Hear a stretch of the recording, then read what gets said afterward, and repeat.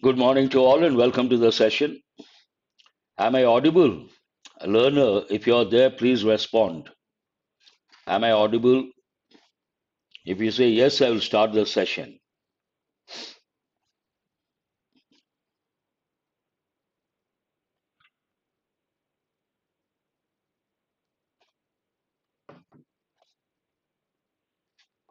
Looks like you're not there. No problem. Today's session is all about advanced grammar. You may ask, sir, what is this advanced grammar and how to master this? Advanced grammar, if you take any competitive exam, we have level 1, level 2. Level 1 deals with the basic grammar. There we, Chandu Nayak, am I audible? Good that you are there. Have you said yes for that question? So, if you take basic grammar, we deal with topics like parts of speech, articles, tenses, voice, speech, question tags, conditionals, types of sentences, conquered. And many candidates are good at these topics. But these topics are useful when it comes to prelims to a great extent. Thank you very much. I appreciate your response. And when it comes to mains, you should know different topics. You should have a different skill set. And I've started not one session, many sessions you are going to have regarding advanced grammar. And this advanced grammar, if you ask me, sir, where is it going to be useful? Mains grammar is not that important. Reading comprehension skill and vocabulary important. I have told many a time.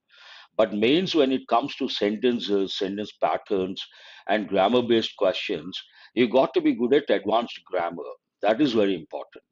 So, advanced grammar helps not only in prelims but also mains, not only tier 1 but also tier 2. Now, let us go to today's session is all about what is a sentence, what is a sentence pattern, more than what is a sentence, what is a sentence pattern, and what is a basic sentence pattern in English, and it's all about phrases and clauses. But today, definitions of phrases and clauses, and after that, different types of phrases, noun phrases, adjective phrases, adverbial phrases. Next session will be about types of clauses. Then we'll be touching other advanced topics. Now, if you take English language, many of my students know English has 8 lakh words. With these 8 lakh words, we can make thousands of sentences, lakhs of sentences. We cannot remember all those. But while learning a language, we should focus on sentence patterns.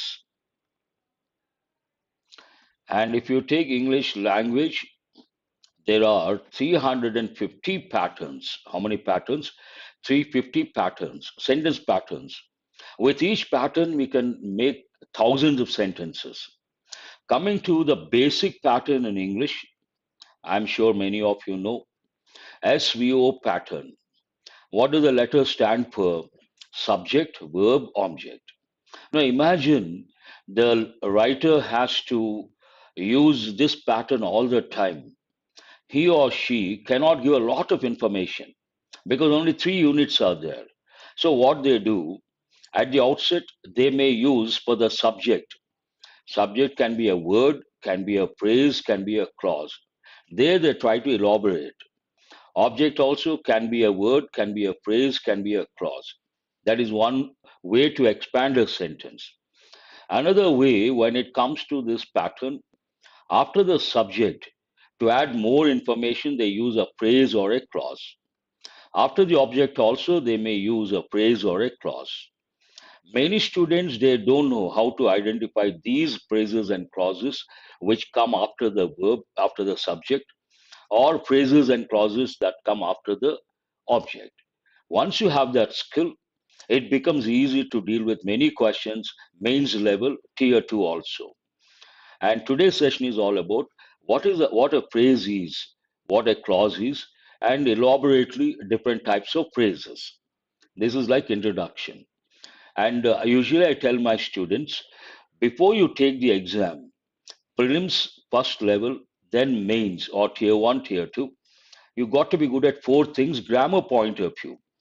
First one, when you read a sentence, you should be able to tell the part of speech of every word in a sentence. You have to know the part of speech of every word in a sentence. This is the first thing you got to be good at. Second thing, when you read a sentence, you have to know what the subject is, what the object is. These two, in a way, lower level, many candidates can handle. But third one is very important. Today's session rather goes more with third one. When you read a sentence, first you know the subject, identify the subject, the object. Then you have to have the ability to identify the phrases and clauses in a sentence. This is very important. Otherwise, what happens? The main pattern, subject, verb, object. Here we have a subject, the verb. But in between, imagine there's a clause. In a clause, again you have a verb. That results in confusion. But if you can identify the phrases and clauses, then it won't be a problem. And the fourth one, not based on grammar, but important. Before you take the exam, you got to be good at that. What is that? You all know I tell quite often contextual awareness. Contextual awareness, very important. You may be good at parts of speech, you may be good at identifying subject, object, you may be good at identifying phrases and clauses, but you don't understand the context. Then it becomes a bit difficult to answer a few questions. This is also very important. And contextual awareness takes a lot of time to get that skill. And how do you get it? You have to read the newspapers for a long time, say about 6 months to 9 months. Then you get exposed to a variety of contexts and you develop contextual awareness. Now, as I said, today it is all about definitions of phrases and clauses and different types of phrases. Next session, different types of clauses. And this series is all about advanced grammar. There are about 20 topics. How many topics? 20 topics that go with advanced grammar. Today it is all about types of phrases. Like that, I'll be taking in a systematic way. Now, let us see the definition of what a phrase is. A phrase is a group of words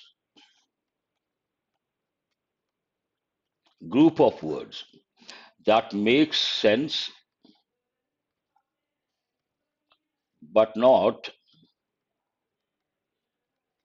complete sense. It makes sense but not complete sense. One dimension means incomplete meaning. Second dimension, it doesn't have a verb.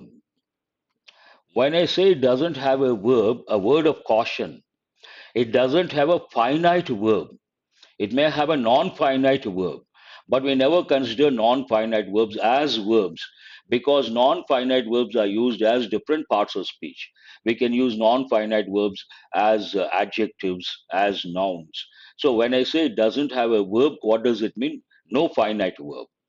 Not complete meaning, incomplete meaning, no verb. Two dimensions. Look at the examples. In the class, when I say in the class, it does make sense, but not complete sense. And there's no verb here. On the wall, it also makes sense, but not complete sense. And across the street, this also makes sense, but not complete sense. All these are phrases. And we have different types of phrases. Noun phrases. Today we are going to work on noun phrases, adjective phrases. We are going to work on adjective phrases as well. Adverbial phrases, we are going to work on those today, and prepositional phrases. All these types of phrases are important mains point of view to analyze a sentence. Now let us go to the definition of a clause. A clause is also a group of words. A phrase is a group of words, so is a clause. Then comes the question, what is the difference? A group of words, but it makes complete sense and always has a verb.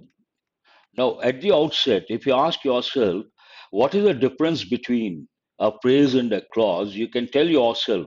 Phrase incomplete meaning, clause complete meaning. Phrase no verb, that means no finite verb, and clause there is a verb, because both are groups of words, also a group of words, but it makes complete sense and always has a verb. And in a sentence, we may have usually a main clause and one or more than one dependent or subordinate clauses. Look at this example. She is the one, she is the one who always comes in time, comes in time. In this sentence, we have, try to guess how many clauses are there. Here we have two clauses. She is the one, clause 1, who always comes in time, clause 2. And she is the one, that is a main clause, who always comes in time. It is a dependent clause. We also say subordinating clause, subordinate clause. And each, usually a sentence may have only one main clause, but when it comes to dependent or subordinate clauses, many. This is a clause. And again, we have different types of clauses. We have noun clauses, we have adjective clauses, we have adverbial clauses, different types of clauses. Next session, you're going to learn all about clauses, but this session is all about types of phrases. Now, let us go to noun phrases. This part is going to be useful because main's point of view, advanced grammar. When you read a sentence, you have to know how to analyze the sentence, how to break down the sentence. Here, try to guess what is the subject. If you guys are good, you can guess.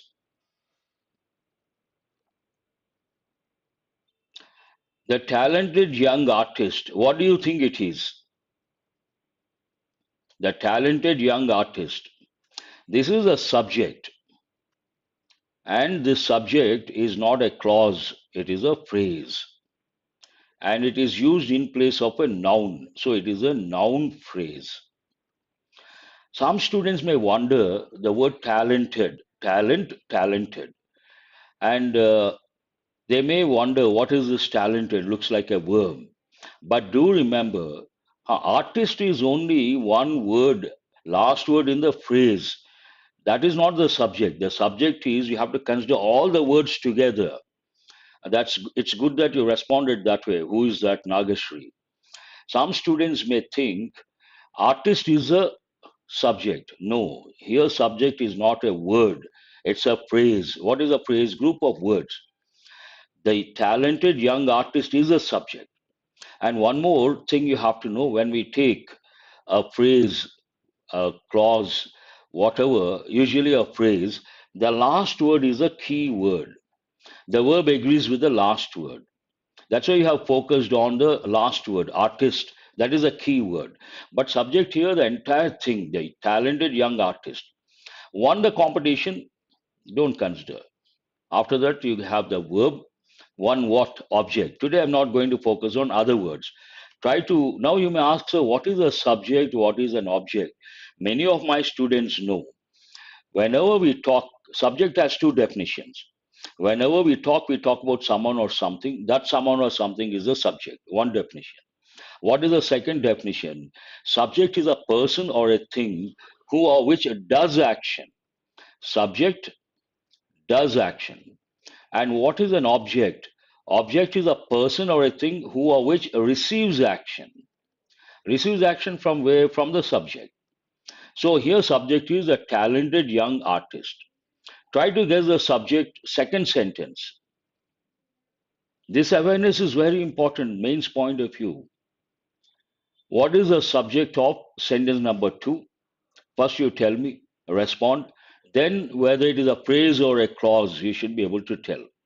If you say it is a phrase, which type of phrase? Noun, adjective, adverbial. At least one student responds, then I will underline, I will tell you what it is.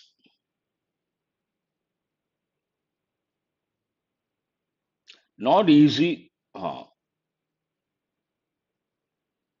Now, don't go to types of clauses, Swetha.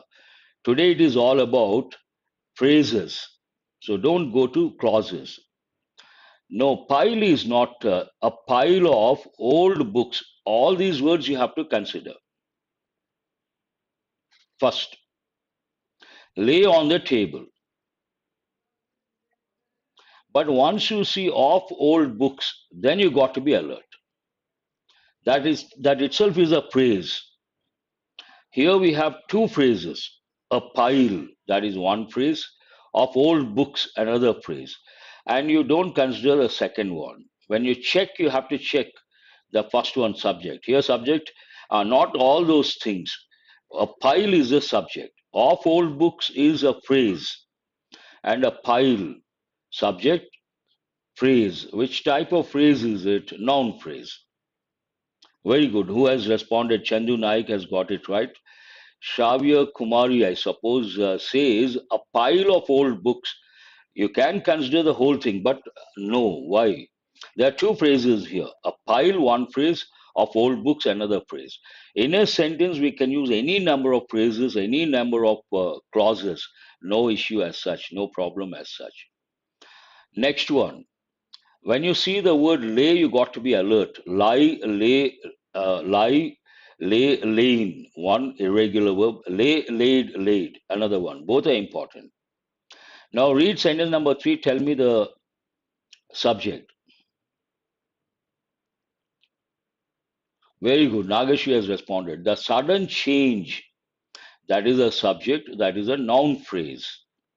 In weather. That is another phrase. And what is a verb here? Surprise. The sudden change. What surprised us? The sudden change. Sudden change in what? In weather. Don't consider in weather. And you should have this ability. Identify. First, you have to know what the subject is. Then there is a phrase. Put it in brackets. You don't consider the sudden change. Very good. What is the subject? Sentence number 4. His dream of becoming a doctor. That is another phrase. Don't consider. Finally came true. His dream in weather is extra information. Very good, Nagashri. Yes, Tripura Sundari, the sudden change. Venkatesh also. Chandu Naik. Now go to sentence number 4.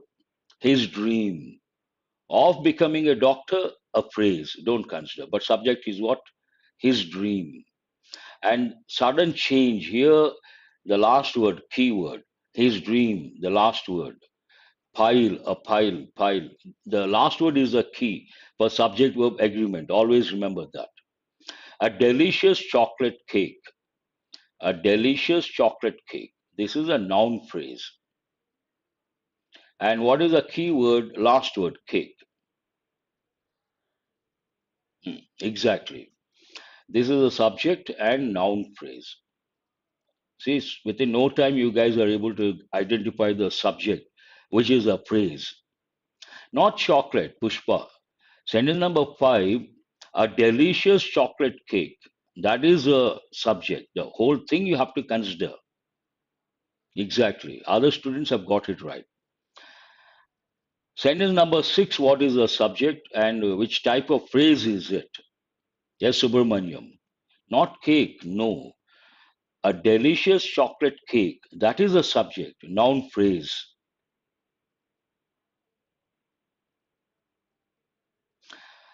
The roaring sound of thunder shook the house.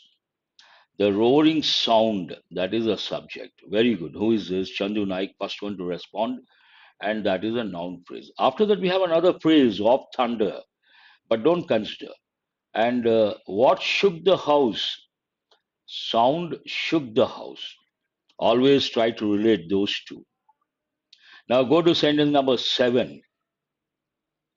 A bouquet of fresh roses brightened the room. A bouquet.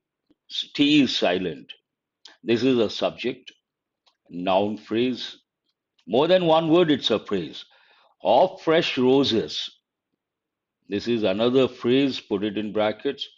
Ask the question, what brightened the room? A bouquet brightened the room. Which bouquet? Of fresh roses. That's how you have to analyze the sentence. Go to sentence number 8. The rising cost of fuel worries many people. What is the subject here? The rising cost of fuel, another phrase, don't consider. The rising cost is a subject, it's a phrase. Which type of phrase is it? Noun phrase. Exactly. Cost, what worries people? Many people. Cost, keyword, worries many people. This clarity is very important when you deal with mains level questions. Otherwise, it's impossible to spot the errors or deal with the sentences. An inspiring story. This is a subject, noun phrase. Of success, another phrase. Don't consider. And story, what motivated the students? Story motivated the students. Which story? Story of success. Yes. Chandu Naik, first one to respond, got it right. And when you see the word cost, you have to recollect all those, they come under irregular verbs, all the three forms same. Cost, cost, cost. What are the other verbs? Cast, telecast, forecast, broadcast. And the last one is what? Hurt. They have given many a time. Sentence number 10. The discovery of a hidden treasure excited the archaeologists. The discovery, that is a subject, noun phrase. Of a hidden treasure, don't consider. That is also a phrase. What excited the archaeologists? The discovery excited the archaeologists. That's how you have to look at a sentence. I hope you guys have got an idea. You have done well. You have responded well. Now let us go to adjective phrases. What is an adjective? An adjective is a describing word. What does it describe? It describes a noun. Simple definition.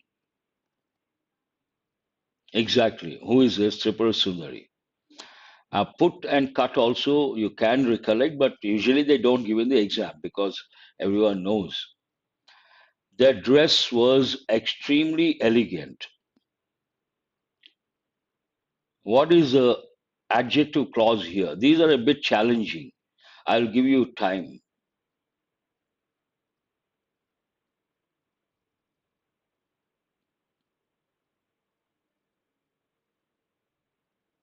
Adjective phrases.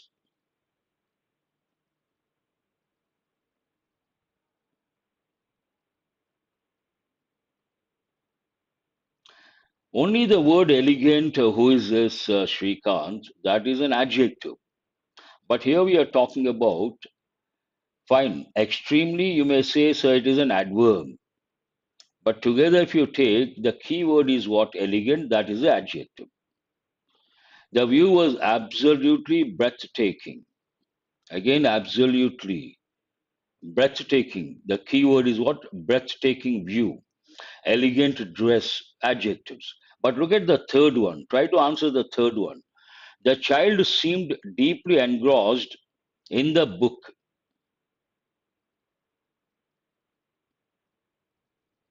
Yes, Subramaniam, extremely elegant.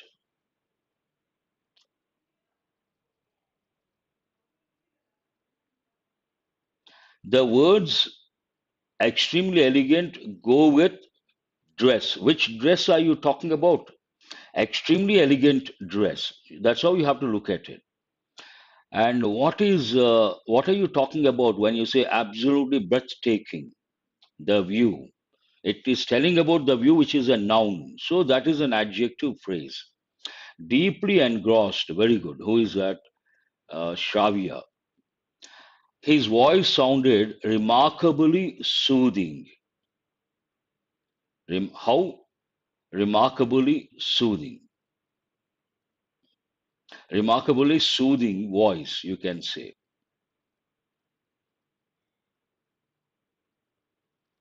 The room felt uncomfortably warm. The room felt uncomfortably warm.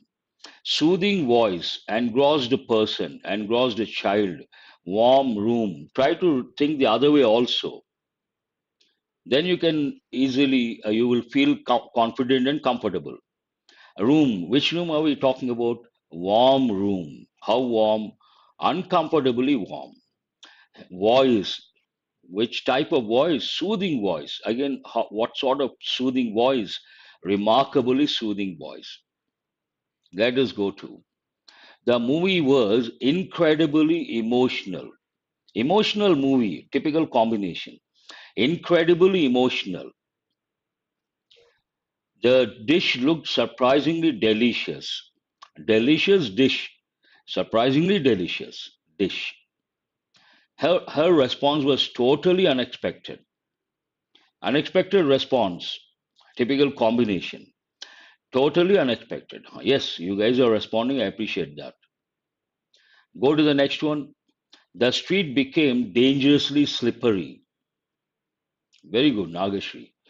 Dangerously slippery.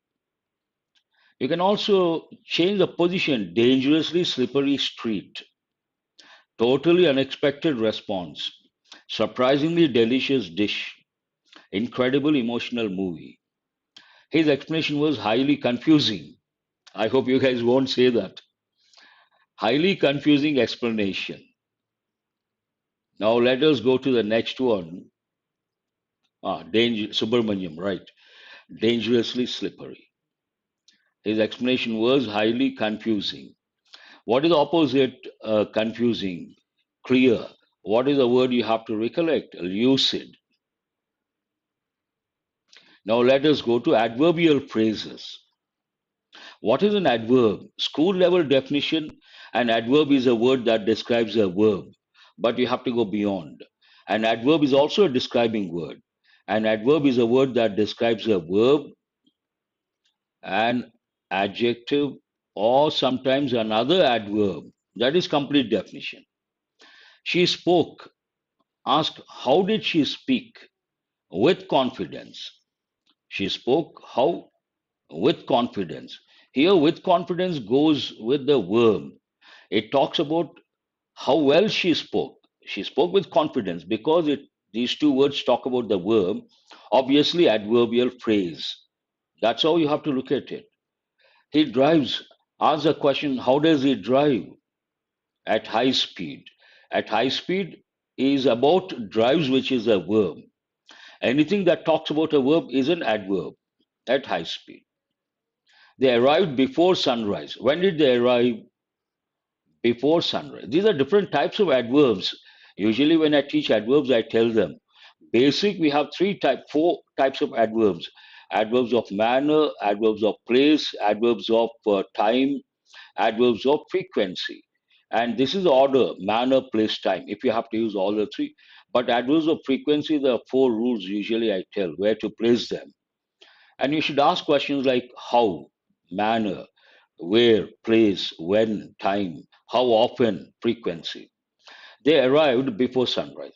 She completed the task. How did she complete the task? With ease,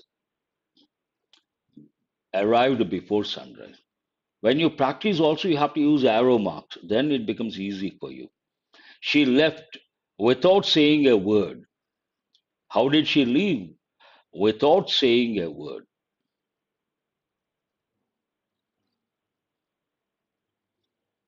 I hope you guys got it. She waited in complete silence. He handled the situation with great care. How did he handle the situation? With great care. Hope you are getting enough time to answer. Exactly. Nagashri, she responds within no time. Yes, Subramanyam. They worked. Till what time did they work? Until midnight. Again, immediate response. Yes. He replied, how? In a polite manner. She walked with a heavy heart. She walked with a heavy heart. How did she walk? With a heavy heart. That's all about types of phrases. We have other types also, like prepositional phrases. This is an ocean. So many are there. Prepositional phrases. Now, what happens here, before I wind up the session, a word of caution and something important. Today's session is all about. I started with sentence patterns in English, how many, and the basic pattern. What is a basic pattern? Subject plus verb plus object. And writers don't use this pattern. That is a basic pattern. They, in one sentence, they want to add a lot of stuff, in the sense they want to give more information. Then subject itself, they may use a word or a phrase or a clause. Object can be a word, a phrase, or a clause. But usually, what they do after the subject, to add more information, they use a phrase or a clause. After the object, they use a phrase or a clause. Basic prelims point of view, you should know this, no doubt about that. But mains point of view, at any cost, you have to know how to look at a sentence, and you should have the ability to identify the subject, object, and the phrases, clauses. Very important. And after that, I introduced the concepts of the definitions of phrases and clauses. And today's session is all about phrases, the different types of phrases, noun phrases, adjective phrases, and adverbial phrases. Today it is like introduction, and first today about phrases. Next session is about clauses. And do remember, this awareness, this analysis helps in the long run, because mains you come across lengthy sentences. You have to read, you have to read twice, thrice. When you read also, if you cannot identify the subject, object, and phrases, clauses, you cannot spot the error. You cannot work on exam topics like error location, two errors, three errors, phrase replacement, sentence improvement. So many models are there based on grammar mains level. To handle all those, to begin with, you got to be good at phrases, clauses, different types of phrases, different types of clauses. That's all for today. Next session, it is going to be about clauses, different types of clauses, noun clauses, adjective clauses, adverbial clauses, higher level. Only let me tell you, when it comes to competitive exams, do remember, you don't have to be the best. No, please wait for 2 minutes, not over, something important. Any competitive exam, you don't have to be the best. You should be better than others. Others don't know all these things. You know, you have the competitive edge. That's how you have to look at it. Okay, have a nice day and have a nice week.